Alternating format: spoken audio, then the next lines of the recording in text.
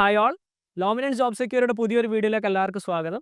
നമ്മൾ ഇന്ന് വന്നിട്ടുള്ളത് നവംബർ മാസത്തിലെ കറണ്ട് അഫയേഴ്സിൻ്റെ ഒരു റീക്യാപ്പ് വീഡിയോയുമായിട്ടാണ്. നമ്മൾ ഈ സീരീസിലെ സെക്കൻഡ് വീഡിയോ ആണ് ചെയ്യുന്നത്. നമ്മൾ ഒക്ടോബറിൽ അത് മുൻപ് ചെയ്തിട്ടുണ്ടായിരുന്നു. അത് കണ്ടിട്ടില്ലാത്ത ആളുകൾ അത് കാണുക. അതിലൊരു ടെസ്റ്റും നമ്മൾ ഫ്രീ ആയിട്ട് പ്രൊവൈഡ് ചെയ്തിട്ടുണ്ടായിരുന്നു. അതും ആക്സസ് ചെയ്യാൻ വേണ്ടിയിട്ട് ശ്രദ്ധിക്കുക.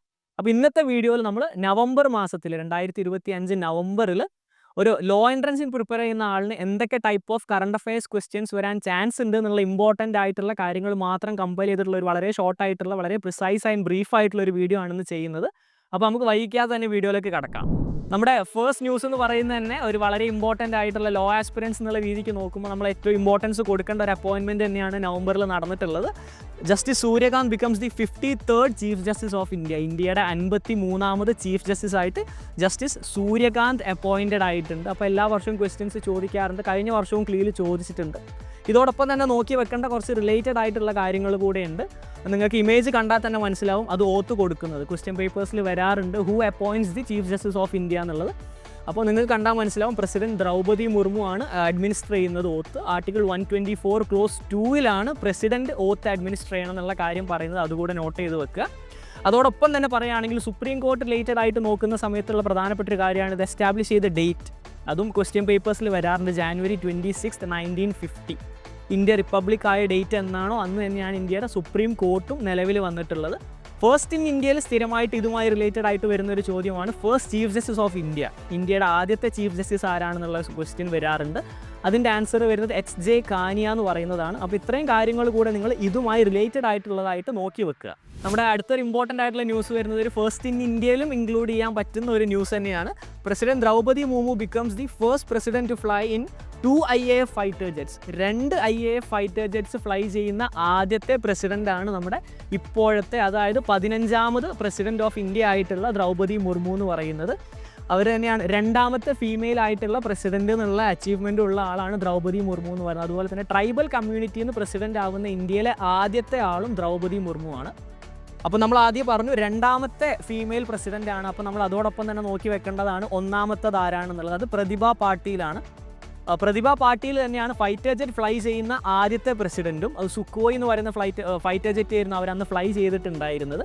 പ്രസിഡന്റിനെ പറ്റി പറയുകയാണെങ്കിൽ head of the supreme commander of the armed forces, Indian armed ഫോഴ്സസിൻ്റെ സുപ്രീം കമാൻഡറായിട്ട് വരുന്നത് ഇന്ത്യൻ പ്രസിഡന്റ് ആയിട്ടുള്ള ദ്രൗപദി മുർമു തന്നെയാണ്. നമ്മുടെ അടുത്ത ന്യൂസ് എന്ന് പറയുന്നത് ഇന്ത്യയിലെ ഏറ്റവും വലിയ പബ്ലിക് സെക്ടർ അണ്ടർടേക്കിംഗ് ബാങ്ക് ആയിട്ടുള്ള state bank of India related ആയിട്ടുള്ള ഒരു ന്യൂസാണ്. SBI wins World's Best Consumer Bank 2025 and Best Bank in India 2025. ഇത് കൊടുക്കുന്നത് ഗ്ലോബൽ ഫൈനാൻസ് എന്ന് പറയുന്ന ഒരു ഇൻസ്റ്റിറ്റ്യൂഷനാണ്. പ്രത്യേകം ശ്രദ്ധിക്കേണ്ട കാര്യം വേൾഡ്സ് ബെസ്റ്റ് കൺസ്യൂമർ ബാങ്ക് 2025 ആണ്. അതുപോലെ തന്നെ ബെസ്റ്റ് ബാങ്ക് ഇൻ ഇന്ത്യ 2025 ആണ്.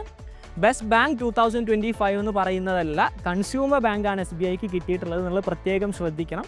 ഇന്ത്യയിലെ ഏറ്റവും നല്ല ബാങ്ക് എന്നുള്ള അവാർഡും SBIക്കാണ് കിട്ടിയിട്ടുള്ളത്. അതിൻ്റെ ചെയർമാനാണ് അത് വാങ്ങിക്കുന്ന ഫോട്ടോ നിങ്ങൾ കാണുന്നത്. ചെയർമാൻ്റെ പേര് വരുന്നത് SBIയുടെ ചെയർമാൻ്റെ പേര് വരുന്നത് ദിനേശ് കുമാർ ഖാര എന്നാണ്. ക്വസ്റ്റ്യൻ പേപ്പേഴ്സിൽ സ്ഥിരമായിട്ട് വരുന്ന ഒരു ക്വസ്റ്റ്യനാണ് എന്നാണ് SBI എസ്റ്റാബ്ലിഷ് ചെയ്തതെന്നുള്ളൊരു ക്വസ്റ്റ്യൻ. 1955 ആണ്. 1955 ആണ് അതിൻ്റെ ഡേറ്റ് വരുന്നത്. 1806 ബാങ്ക് ഓഫ് കൽക്കട്ട, അതിങ്ങനെ മാറി ഒരുപാട് മാറ്റങ്ങൾ വന്നാണ് 1955 SBI ഒരു നാഷണലൈസ്ഡ് ബാങ്ക് ആയിട്ട് മാറിയിട്ടുള്ളത് എന്നുള്ളത് നോട്ട് ചെയ്യുക. അതോടൊപ്പം തന്നെ ഇതിന് ഹെഡ് ക്വാർട്ടേഴ്സ് വരുന്നത് ഇന്ത്യയുടെ ഫൈനാൻഷ്യൽ ക്യാപിറ്റൽ ആയിട്ടുള്ള മുംബൈയിലാണ്. നമ്മുടെ അടുത്ത ന്യൂസ് നമുക്ക് നോക്കാം. Sweden becomes the world's first cashless country. ലോകത്തിലെ ആദ്യത്തെ ക്യാഷ്ലെസ് കൺട്രി ആയിട്ട് യൂറോപ്യൻ യൂണിയനിലെ മെമ്പർ ആയിട്ടുള്ള 27 മെമ്പേഴ്സ് ഉള്ള യൂറോപ്യൻ യൂണിയനിലെ മെമ്പർ ആയിട്ടുള്ള സ്വീഡൻ മാറിയിട്ടുണ്ട് എന്നുള്ളതാണ്. അവിടെ ഇനി കംപ്ലീറ്റ് ആയിട്ട് കറൻസി ഫിസിക്കൽ നോട്ട്സ് യൂസ് ചെയ്യുന്നത് കംപ്ലീറ്റ് ആയിട്ട് മാറ്റിയിട്ട് കംപ്ലീറ്റ് ഡിജിറ്റലായി മാറുകയാണ്. UPI, ടാപ്പ് ആൻഡ് പേ തുടങ്ങിയ ഫീച്ചേഴ്സിലേക്ക് ഇനി സ്വീഡൻ കംപ്ലീറ്റ് ആയിട്ട് മാറുകയാണ്. സ്വീഡൻ റിലേറ്റഡ് ആയിട്ടുള്ള കാര്യം പറയുകയാണെങ്കിൽ ഞാൻ ആദ്യം പറഞ്ഞിട്ടുണ്ടായിരുന്നു 27 മെമ്പേഴ്സുള്ള യൂറോപ്യൻ യൂണിയനിലെ ഒരു മെമ്പറാണ് സ്വീഡൻ എന്ന് പറയുന്നത്. പക്ഷേ യൂറോ സോണിലെ മെമ്പർ അല്ല സ്വീഡൻ എന്നുള്ള കാര്യം പ്രത്യേകം ശ്രദ്ധിക്കണം. യൂറോ സോൺ എന്ന് പറഞ്ഞു കഴിഞ്ഞാൽ യൂറോ കറൻസി ആയിട്ടുള്ള കൺട്രീസിനെയാണ് നമ്മൾ യൂറോ സോൺ എന്ന് പറയുക. അങ്ങനെയുള്ള 20 കൺട്രീസ് ആണുള്ളത്. അതിൽ സ്വീഡൻ ഇല്ല. സ്വീഡൻ്റെ കറൻസിയുടെ പേരെന്ന് വരുന്നത് സ്വീഡിഷ് ക്രോണ എന്നാണ്. അതിൻ്റെ കോഡ് വരുന്നത് SEK എന്നുള്ളതാണെന്ന് കൂടെ നോക്കി വെക്കുക. സ്വീഡൻ്റെ മറ്റ് പ്രധാനപ്പെട്ട കാര്യങ്ങൾ പറയുകയാണെന്നുണ്ടെങ്കിൽ അതിൻ്റെ ക്യാപിറ്റൽ വരുന്നത് സ്റ്റോക്ക്ഹോം ആണ്. സ്വീഡൻ്റെ ക്യാപിറ്റലിൻ്റെ പേര് സ്റ്റോക്ക്ഹോം എന്നാണ്. അതുപോലെ തന്നെ സ്വീഡൻ്റെ പ്രൈം മിനിസ്റ്ററിൻ്റെ പേര് വരുന്നത് അൾഫ് ക്രിസ്റ്റ്യൻസൻ എന്നുകൂടെയാണ്. നമ്മുടെ നെക്സ്റ്റ് ന്യൂസ് നമുക്ക് നോക്കാം. Nobel laureate James Watson passed away at 97. 97 വയസ്സിൽ നൊബേൽ ജേതാവായിട്ടുള്ള ജെയിംസ് വാട്സൺ നമ്മുടെ DNA-യുടെ ഡബിൾ ഹെലിക്സ് സ്ട്രക്ചർ, നമ്മളെല്ലാവരും സ്കൂളിൽ പഠിക്കുന്ന സമയത്തൊക്കെ കണ്ടിട്ടുണ്ടാവും. Double helix structure of DNA എന്ന് പറയുന്നത് കണ്ടുപിടിച്ചതിൽ ഒരാളായിട്ടുള്ള ജെയിംസ് വാട്സൺ, അദ്ദേഹവും ഫ്രാൻസിസ് ക്രിക്ക് എന്ന് പറയുന്ന ആളും കൂടെയാണ് 1953 DNA-യുടെ ഡബിൾ ഹെലിക്സ് സ്ട്രക്ചർ കണ്ടുപിടിച്ചത്.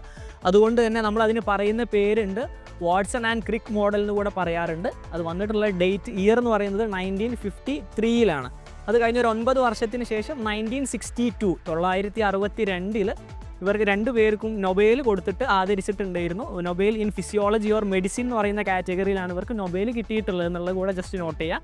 അതോടൊപ്പം പറയേണ്ട മറ്റൊരു കാര്യം, DNA ഡിസ്കവർ ചെയ്ത ആൾ ആരാണെന്നുള്ള ക്വസ്റ്റ്യൻ വന്നു കഴിഞ്ഞാൽ പ്രത്യേകം ശ്രദ്ധിക്കണം. ഇവർ രണ്ടുപേരുമല്ല.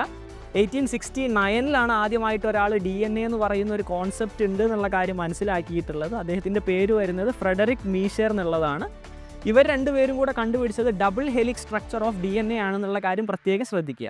നമ്മുടെ അടുത്ത 2 ന്യൂസും വരുന്നത് word of the year related ആയിട്ടുള്ള ന്യൂസുകളാണ്. എല്ലാ വർഷവും കറണ്ട് അഫയേഴ്സിൽ ഏതെങ്കിലും ഒരു എക്സാമിന് മസ്റ്റായിട്ട് ചോദിക്കുന്ന 2-3 ക്വസ്റ്റ്യൻസ് വരുന്ന ഒരു ടോപ്പിക്കാണ് വേർഡ് ഓഫ് ദി ഇയർ എന്ന് പറയുന്നത്. പ്രത്യേകിച്ചും ക്യുസാറ്റ് പോലുള്ള എക്സാംസിൽ എല്ലാ വർഷവും ചോദിക്കുന്നതാണ്. അതിൽ ഫസ്റ്റ് വണ്ണാണ് Cambridge dictionary word of the year. Cambridge university പ്രസ്സാണ് ഇത് റിലീസ് ചെയ്യുന്നത്. UK ബേസ്ഡ് ആയിട്ടുള്ള യൂണിവേഴ്സിറ്റിയാണ് കാംബ്രിഡ്ജ് യൂണിവേഴ്സിറ്റി. അതിൻ്റെ കാംബ്രിഡ്ജ് യൂണിവേഴ്സിറ്റി പ്രസ്സാണ് എല്ലാ വർഷവും word of the year release ചെയ്യാറ്. ഈ വർഷത്തത് പാരാ സോഷ്യൽ എന്നാണ് പറയുന്ന വേർഡാണ് ഈ വർഷത്തെ അവരുടെ വേർഡ് ഓഫ് ദി ഇയർ ആയിട്ട് ഡിസൈഡ് ചെയ്തിട്ടുള്ളത്. അതിൻ്റെ മീനിങ് വരുന്നത് one side attraction towards influencers, social media related ആയിട്ടുള്ള ആളുകളുടെ അടുത്ത് തോന്നുന്ന ഒരു അട്രാക്ഷൻ, അങ്ങനെ അവരുടെ ഇൻഫ്ലുവൻസ് റിലേറ്റഡ് ആയിട്ടുള്ളതിനെയാണ് പാരാ സോഷ്യൽ എന്നുള്ള വേർഡ് കൊണ്ട് കാംബ്രിഡ്ജ് യൂണിവേഴ്സിറ്റി അതിന് മീനിങ് ആയിട്ട് കൊടുത്തിട്ടുള്ളത്.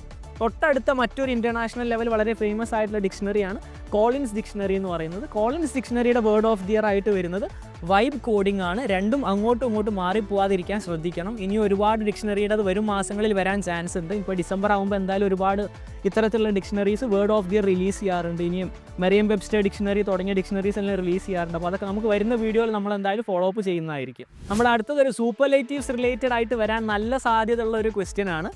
സഗ്രാദ Familia becomes the tallest church in the world. ലോകത്തിൽ നിലനിൽക്കുന്ന ഏറ്റവും ഉയരം കൂടിയ ചേർച്ചായിട്ട് സഗ്രാദ ഫെമീലിയ സ്പെയിനിലെ ബാർസലോണയിലാണ് ഇത് നിലനിൽക്കുന്നത്. ക്വസ്റ്റ്യൻ പേപ്പറിൽ ക്വസ്റ്റ്യൻ വരാൻ ചാൻസ് ഉള്ള അങ്ങനെ ഒരു ടൈപ്പ് ഓഫ് ക്വസ്റ്റ്യനും കൂടെയാണത്.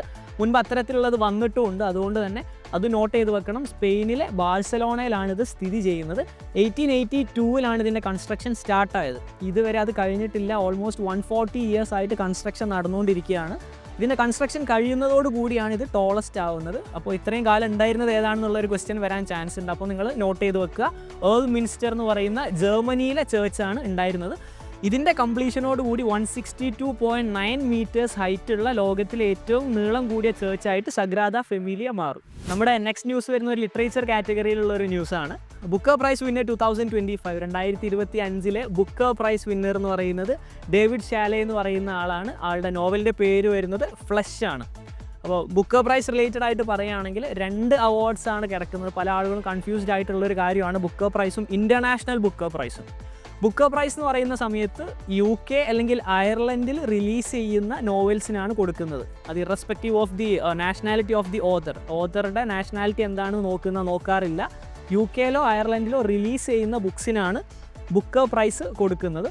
ഇൻ്റർനാഷണൽ ബുക്കർ പ്രൈസ് എന്ന് പറയുന്നത് ട്രാൻസ്ലേറ്റഡ് ഫിക്ഷണൽ വർക്ക്സിനാണ് കൊടുക്കുന്നത്. അപ്പോൾ 2025 ഇൻ്റർനാഷണൽ ബുക്കർ പ്രൈസിൻ്റെ വിന്നർ വരുന്നത് ഭാനു മുഷ്താഖാണ്.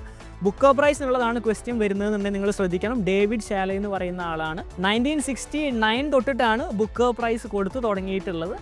അതിനുശേഷം 1997 ആദ്യമായിട്ട് ഒരു ഇന്ത്യൻ ആയിട്ടുള്ള ഒരാൾക്ക് കിട്ടുന്നത്. ആളുടെ പേരെന്താണെന്ന് അറിയുന്ന ആളുകൾ ഒന്ന് കമൻറ്റ് ചെയ്തോളൂ. നമ്മുടെ ലാസ്റ്റ് ന്യൂസാണ് ഇനിയുള്ളത്. Death of Padma Shri awardee Saalumarada Thimmakka mother of trees എന്നറിയപ്പെടുന്ന ആളായിരുന്നു സാലുമരദ തിമ്മാക്ക. സാലുമരദ എന്ന് പറയുന്ന വേർഡിൻ്റെ മീനിങ് തന്നെ വരുന്നത് റോ ഓഫ് ട്രീസ് എന്നാണ്. കന്നഡ ലാംഗ്വേജിൽ നിന്ന് ട്രാൻസ്ലേറ്റ് ചെയ്യുന്ന സമയത്ത് കർണാടകയിൽ ജനിച്ച് വളർന്നിട്ടുള്ള ആളാണ്. ഒരു റോഡിന് 2 സൈഡിലുമായിട്ട് 385ഓളം ബാനിയൻ ട്രീസ് നട്ടുപിടിപ്പിച്ചതിന് ശേഷമാണ് അദ്ദേഹത്തിന് അവരെ ഈ ഒരു ഇതിലൂടെ അഡ്രസ്സ് ചെയ്യാൻ തുടങ്ങിയത് സാലുമരദ എന്ന് പറയുന്നത്. രാജ്യം 2019 പത്മശ്രീ കൊടുത്തിട്ടുമുണ്ട് അവർക്ക് എന്നുള്ളതാണ് ഇതിൽ പ്രത്യേകമായിട്ട് നോട്ട് ചെയ്ത് വെക്കേണ്ട ഒരു കാര്യം. നമ്മൾ ഇന്നത്തെ വീഡിയോ വൈൻഡപ്പ് ചെയ്യാണ്. നമ്മൾ ഇന്ന് ചെയ്തിട്ടുള്ളത് മന്ത് ഓഫ് നവംബറിലെ മന്ത്ലി റീക്യാപ്പ് ആണ്. വളരെ ഇമ്പോർട്ടൻ്റ് ആയിട്ടുള്ള ന്യൂസുകളും അതുമായി റിലേറ്റഡ് ആയിട്ടുള്ള സ്റ്റാറ്റിക് കാര്യങ്ങൾ കൂടിയാണ് ഡിസ്കസ് ചെയ്തത്. അപ്പോൾ ഇന്ന് നമ്മൾ ചെയ്തത് കുറച്ചൊരു 10ഓളം ന്യൂസുകളാണ്. അപ്പോൾ ഇത്തരത്തിലുള്ള ഷോർട്ടായിട്ടുള്ള ഷോർട്സ് അല്ലെങ്കിൽ റീൽസ് ആയിട്ട് നമ്മൾ ഇൻസ്റ്റാഗ്രാം പേജിലും ഷെയർ ചെയ്യാറുണ്ട്. അപ്പോൾ അതും കംപ്ലീറ്റ് ആയിട്ട് കാണാൻ വേണ്ടിയിട്ട് തീർച്ചയായിട്ടും നമ്മൾ ഇൻസ്റ്റാഗ്രാം പേജ് ഒന്ന് ഫോളോ ചെയ്ത് വെച്ചോളൂ. അതുപോലെ തന്നെ നമ്മുടെ യൂട്യൂബ് ചാനൽ സബ്സ്ക്രൈബ് ചെയ്യുക. വീഡിയോസ് മിസ്സാവാതിരിക്കാൻ വേണ്ടിയിട്ട് ബെല്ലൈക്കൺ കൂടെ പ്രസ് ചെയ്യുക. നിങ്ങളുടെ ഫ്രണ്ട്സ് ആരെങ്കിലും ഇത്തരത്തിലുള്ള കോമ്പറ്റേറ്റീവ് എക്സാംസ് പ്രിപ്പയർ ചെയ്യുന്ന ആളുകളുണ്ടെങ്കിൽ അല്ലെങ്കിൽ കറണ്ട് അഫയേഴ്സ് ഫോളോ ചെയ്യാൻ കുറച്ച് ബുദ്ധിമുട്ടുള്ള ആളുകൾ ഉണ്ടെന്നുണ്ടെങ്കിൽ അവർക്ക് കൂടെ തീർച്ചയായിട്ടും നമ്മുടെ വീഡിയോ ഒന്ന് ഷെയർ ചെയ്ത് കൊടുക്കുക. അടുത്തൊരു വീഡിയോ ആയിട്ട് നമുക്ക് വീണ്ടും കാണാം. Good day.